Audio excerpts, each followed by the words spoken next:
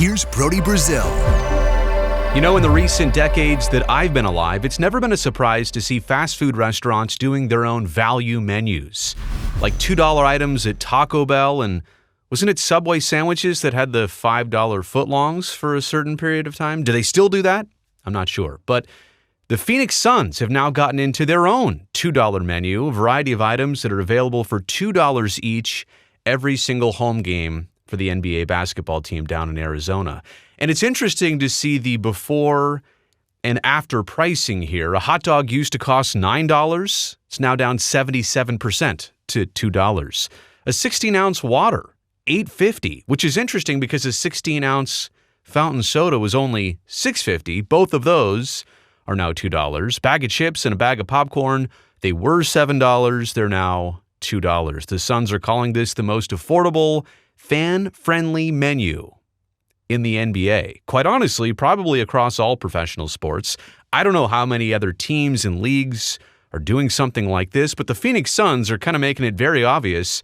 $2 is probably operating at a loss for them, or close to it. But they're trying to do this for specific reasons, which we will get into right here, right now. Mat Ishbia is the owner of the Phoenix Suns and the Phoenix Mercury. Now, he is one of the youngest owners in the NBA. He's also one of the most recent owners, one of the newest owners to join the National Basketball Association. He says, quote, "We put the fan experience at the forefront of everything we do. The value menu is another investment in our fans and provides options for everyone, ensuring our fans have the best game day experience in the NBA." Matt also took to social media here with a couple more tidbits. "Winning starts with our fans. When I walk the concourse at games, there aren't food options for families who don't want to spend a lot of money. That needs to change. So today we're rolling out our $2 value menu for all home Suns games." And by the way, this was from a couple weeks ago, kind of got lost in the holidays. I wanted to bring it back here to the forefront. Matt also said a family of four used to spend $98 on hot dogs, water, and popcorn. Now they can enjoy that same meal for $24. It's quite the difference, I have to be honest. Our fans and community are the foundation of what we do, and we will continue to invest in making this the best organization in all of basketball on and off the court. And again, you have to wonder what the cost is to the Suns for those items and what they're turning around and selling them for. Maybe it's just an at-cost type situation, but you do have to applaud the Suns for trying here. As Matt mentioned, on and off the court with the fans, obviously at the concession stands, but how about trying to put together a winning basketball team? Now, spending doesn't always equate to winning, or at least instantly, but sometimes over the long term. But there are some relationships of trying and investing in your team. And right now, I'm not sure many were aware of this or paid attention to this or knew about this right now. The Phoenix Suns are spending more on their players in 2024-25 than any other NBA team, and quite honestly, by a significant margin. The Suns are about $20 million ahead of the Minnesota Timberwolves.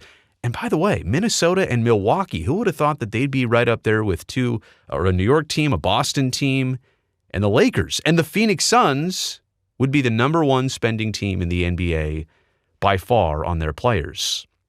So, I mean, the Suns can kind of back it up by saying, look, we're really trying to do this. We're trying to appease our fans, but also we're trying to win basketball games on the court. Now, it should also be noted here that going to an NBA game, despite spending less on food and concessions, going to an NBA game across the board is a pretty expensive proposition. Now, these are the average ticket prices. Again, all of this will fluctuate and vary depending on the time of year, the team, who they're playing, how you buy your tickets from the team or on a secondhand situation. But if these are really a good sampling here, then yeah, going to an NBA game per ticket, the average cost, you can get it for much lower, but you can also get it for much higher. We're still talking in the couple $100 range per ticket. Indiana, I applaud Pacers fans who get to go to a game on average for $82 per ticket. That doesn't seem right, but that's the information here. Golden State Warriors fans, about $259 per ticket. Lakers fans, on average, can spend $702 per ticket per game. That is amazing. But it just goes to show you the Phoenix Suns, and by the way, these are in no particular order here, Phoenix fans are spending maybe a little bit more than average in terms of the average ticket price. I said average twice, but you get the point. They're in the mix here. They're not the lowest ticket price, but they're obviously also not the highest ticket price. Look at going to a game in Boston to see the Celtics, almost $600, but you kind of expect that in those major markets or with teams that are coming off NBA titles. So it just goes to show you, no matter what's going on with the concession prices and the $2 value menu, yeah, that's nice, but there's also this too. It's still pretty expensive to attend a basketball game. So let me get to my takeaways on all of this. Is it a good publicity move by the Suns to have this $2 value menu? Absolutely. And they're promoting it. They're publicizing it. They want this out there. So they're doing it a little bit for image too, right? Like they want fans to know that if you come, this is an option for you. You may not take this up. You still might buy the $19 burger and have the $14 beer, and all that adds up to, a couple $100 if it's you and your friends or you and your family. But is this a good publicity move to at least have this out there that they're trying? Of course. And I'm not going against that at all.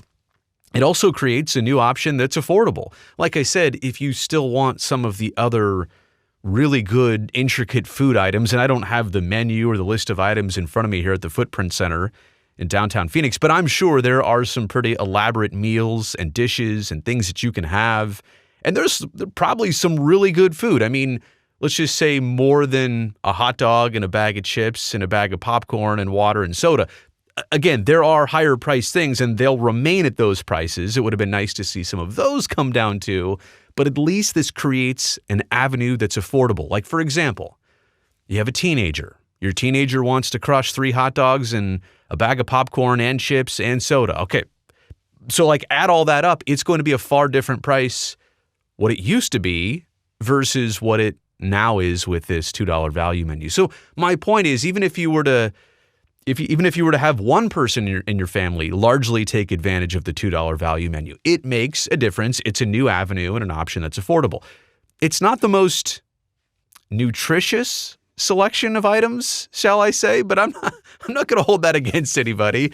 I mean, think about the dietary guidelines, and if you were to have a hot dog every day, a soda every day, popcorn every day, but you're not going to an NBA game every day. I'm just saying all of the things here don't add up to some wholesome meal, but it's an option, right? So I'm not going to criticize that too hard. It's not the most nutritious selection. I think we can all observe that.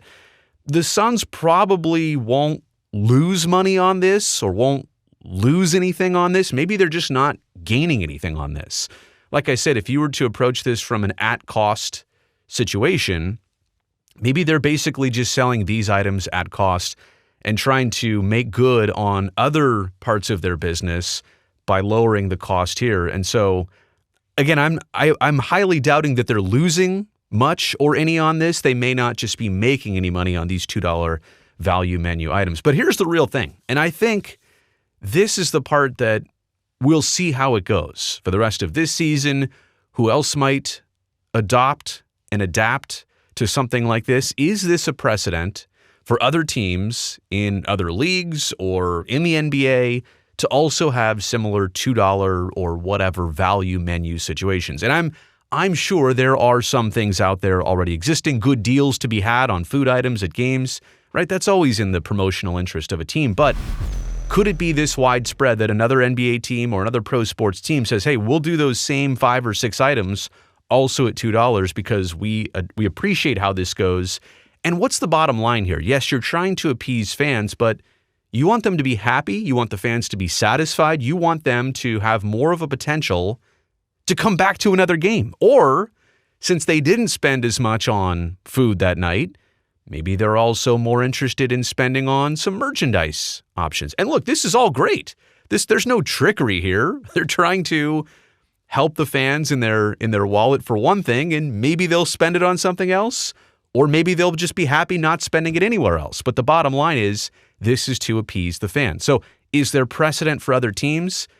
I think there could be. Could this be a trend that is started in Phoenix and expands across the country? I think that's a very high possibility, because I do think that they will find some good results, and they'll find some people that were very appreciative of how this went. So the $2 value menu going on in Arizona. Maybe you've already taken advantage of this. I know I've got some Arizona viewers here on the channel. If you have, let me know. If you're a Suns fan, let me know down below what you think of this and how you think this might go. If you like this, if you don't like it. But there are some of the items. I guess I excluded the water.